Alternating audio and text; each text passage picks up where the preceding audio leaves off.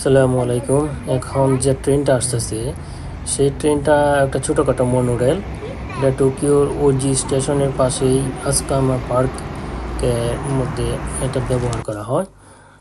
এটা দিয়ে যাত্রী ওঠা নামা করতে পারে। যাত্রী ওঠা নামার জন্য কোনো টাকা দিতে হয় না, সম্পূর্ণ ফ্রি।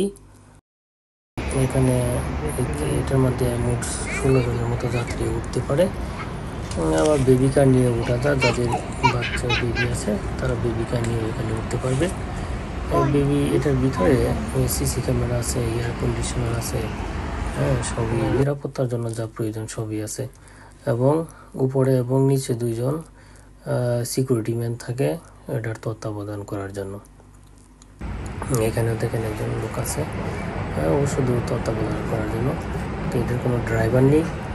এখানে ক্লোজ করে দিলেই এই যে দরজা ওপেন হয়েছে, আবার লোকজন নামার পর সুইচ আছে বাইরে দিয়ে যে আছে দাঁড়িয়েছে উনি সুইচের মধ্যে সম্ভবত ধরে রেখেছেন। এটা স্টপ হয়ে আছে, যখন অন করবে আবার অন করলে যে অন করতেছে, অন করার পরে এটা দরজাটা ক্লোজ হয়ে যাবে। ক্লোজ করতে হবে, তখন এটা আবার ক্লোজ হয়ে যাবে। ক্লোজ হয়ে গেলে এটা আবার ওই যে নিরাপত্তা কর্মী আছে ওরা অনের মধ্যে সুইচ অন করবে, তখন আবার এটা নিচে চলে যাবে। তো এই মনোরেলটা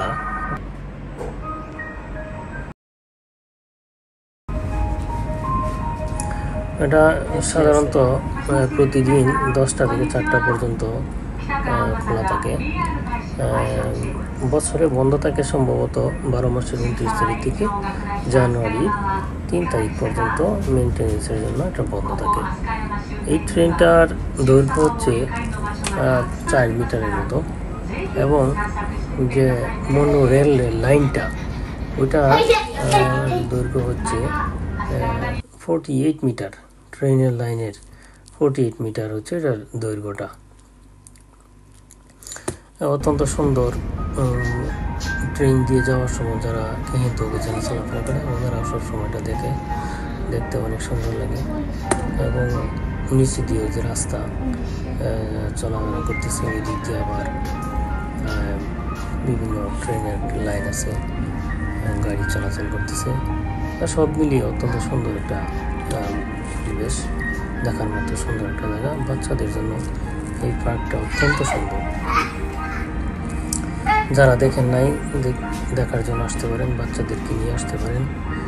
আর যদি আমার এই চ্যানেলটা ভালো লেগে থাকে তাই লাইক, কমেন্ট এবং সাবস্ক্রাইব করতে ভুলবেন না।